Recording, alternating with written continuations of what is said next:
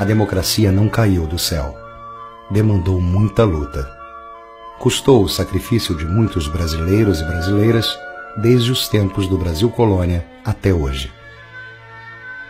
Esta história viva foi escrita por todos que durante 5 séculos lutaram pela justiça e pela liberdade. Por índios como Sepete e Araju, por negros como Zumbi dos Palmares, Lucas Dantas, Luiz Anaim e os líderes da revolta dos Malês.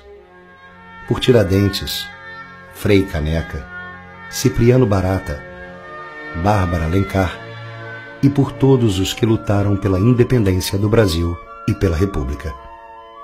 Pelos escravos que fugiram em massa das fazendas e pelos abolicionistas como Castro Alves, Luiz Gama e José do Patrocínio.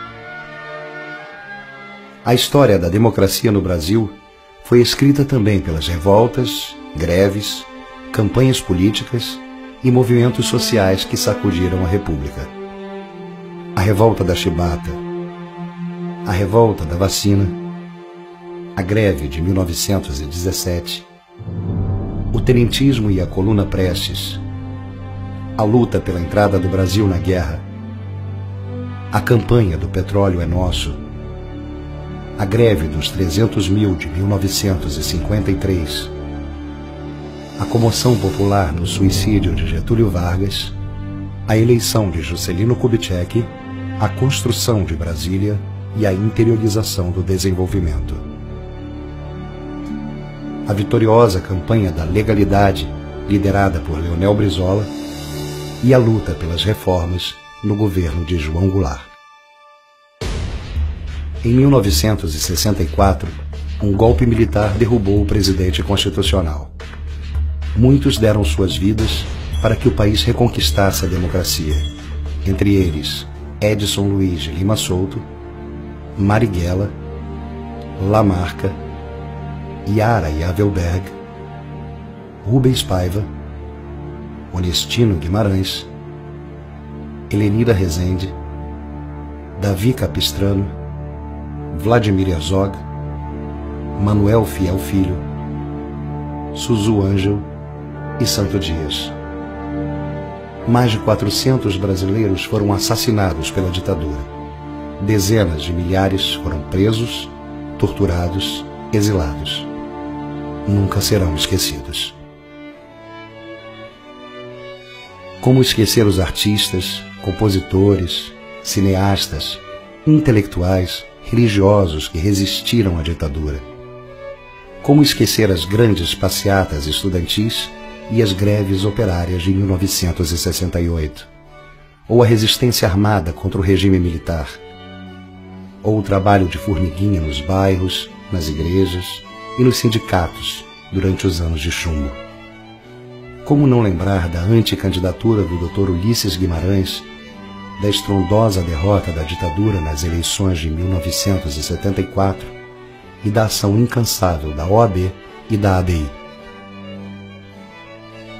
Foram tempos de muita luta, da campanha pela anistia, das grandes greves dos trabalhadores, de firmeza e indignação do povo diante dos atentados terroristas promovidos pela ditadura. Da campanha das Diretas Já, o maior movimento de massas de nossa história. 10 milhões de brasileiros saíram às ruas exigindo votar para presidente, isolaram a ditadura e abriram caminho para a reconquista da democracia. Na Assembleia Constituinte, o Brasil exigiu mais democracia e mais direitos sociais, respeito aos direitos humanos e também ao meio ambiente, igualdade entre homens e mulheres, fim da discriminação social, proteção à criança e ao adolescente. O recado foi claro. O povo não queria uma democracia formal, só de fachada. Queria uma democracia para valer. Foi uma época de sonhos e de apostas no futuro. Mas logo veio o troco dos que não queriam perder privilégios. Quantos massacres não chocaram o país? Nas fábricas, nas grandes cidades e nos campos, contra a população pobre, contra meninos e meninas de rua, contra presos sob a guarda do Estado, contra trabalhadores sem terra. Quantos mártires o Brasil não teve de chorar? Margarida Alves, Marçal de Souza, Padre Josimo, Chico Mendes. Na época da hiperinflação, muita confusão, vários planos furados, enormes decepções. Finalmente o país conseguiu derrotar a inflação e reconquistar a confiança na moeda. Foi uma conquista importantíssima, mas infelizmente na cartilha do neoliberalismo, dominante na época, o povo não passava de um detalhe. Quem mandava na economia era o Fundo Monetário Internacional, o FMI. O Brasil quebrou 3 vezes.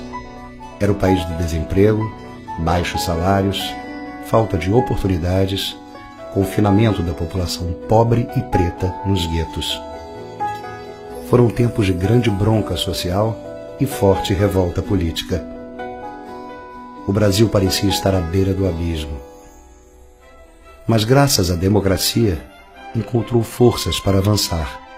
Nas urnas, nas ruas, nos sindicatos, nos movimentos sociais, ele construiu o caminho das mudanças. Crescimento econômico, inclusão social, redução das desigualdades regionais. E assim, em 2002, o país elegeu o primeiro operário presidente da República e reelegeu-o em 2006. Em 2010, também pela primeira vez em nossa história, entregou a uma mulher o comando do país. Ela foi reeleita em 2014. Tempos de esperanças, tempos de oportunidades, tempos de mais democracia. O Brasil entrou no século XXI apostando no futuro e confiando em si mesmo.